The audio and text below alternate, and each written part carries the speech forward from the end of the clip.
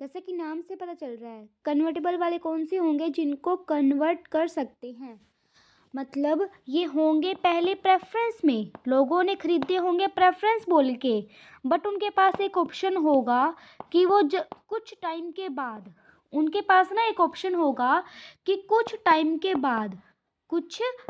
के बाद वो उसको कन्वर्ट करवा सकते हैं इक्विटी वालों में। टाइम पीरियड के बाद करवाएंगे, ठीक है। टाइम बोलेंगे 2 साल बाद, 3 साल बाद, 10 साल बाद, इतने टाइम बाद भाई आपके पास ऑप्शन है, कोई ऐसे ऑब्लिगेशन नहीं है। ऑप्शन मतलब उनकी मर्जी है, चाहे तो करवा लें वरना नहीं।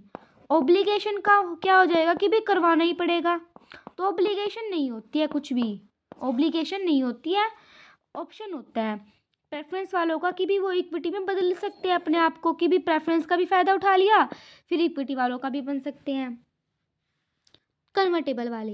लेकिन नॉन कन्वर्टेबल वालों के पास कोई ऑप्शन नहीं होता है। हमने क्यूमुलेटिव पढ़ लिया, उसमें क्यूमुलेटिव में क्या, उनके प्रॉफिट जुड़ते रहते हैं, अगर 1 साल नहीं मिला, 2 साल नहीं मिले तो तीसरे साल मिल जाएंगे। कन्वर्टेबल नॉन कन्वर्टेबल में कि उनके पास ऑप्शन होता है कन्वर्ट होने का। एक और टाइप होता है हमारा इसका कि पार्टिसिपेटिव,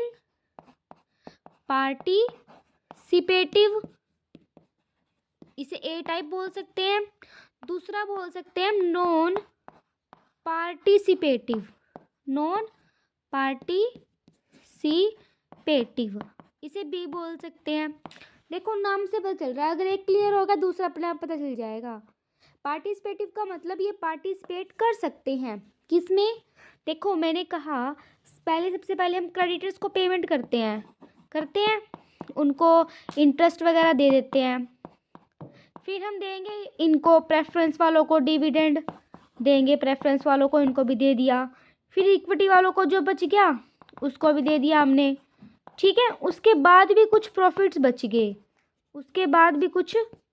बच गए, उनमें भी इनका हिस्सा है। मतलब ऐसा पहले से डिसाइड होता है कि भी तुम पार्टिसिपेट कर सकोगे या नहीं। तो ये कह रहे हैं कि अगर ये पार्टिसिपेटिव हुए ना, सबको मिलने के बाद भी जो प्रॉफिट्स बचेंगे उनमें भी ये हिस्से लेंगे, उनमें भी आगे खड़े रहेंगे कि भी हमें भी दो। पार्टिसिपेटिव वाले ही वो होंगे। देखो वैसे तो इनको फिक्स डिविडेंड मिलता है, मैंने बताया था ना सबसे पहले कि इनको फिक्स डिविडेंड मिलता है फिक्स रेट पे कि 8%, 9%, इनके आगे लिखा होता है कितने % मिलेगा। बट अगर पार्टिसिपेटिव है ना तो फिक्स रेट तो मिलेगा ही मिलेगा, प्लस में एक्स्ट्रा ये प्रॉफिट जो बचेगा वो उसमें भी हिस्सा मिलेगा इनको। किसको, जो पार्टिसिपेटिव होंगे। लेकिन नॉन पार्टिसिपेटिव वालों को कुछ नहीं मिलेगा, उनको वही मिलेगा जो उनका फिक्स रेट डिसाइड हुआ है ऑलरेडी, एक्स्ट्रा उनको नहीं मिलेगा।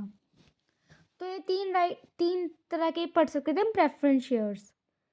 अब हमने यानी कि एक सोर्स तो कर लिया है शेयर्स का, शेयर्स में भी इक्विटी और प्रेफरेंस वाले अलग अलग होते हैं, हमने दोनों को अच्छे से कर लिया है। बाकी के जो सोर्सेज ऑफ फाइनेंस है वो नेक्स्ट वीडियो में करेंगे।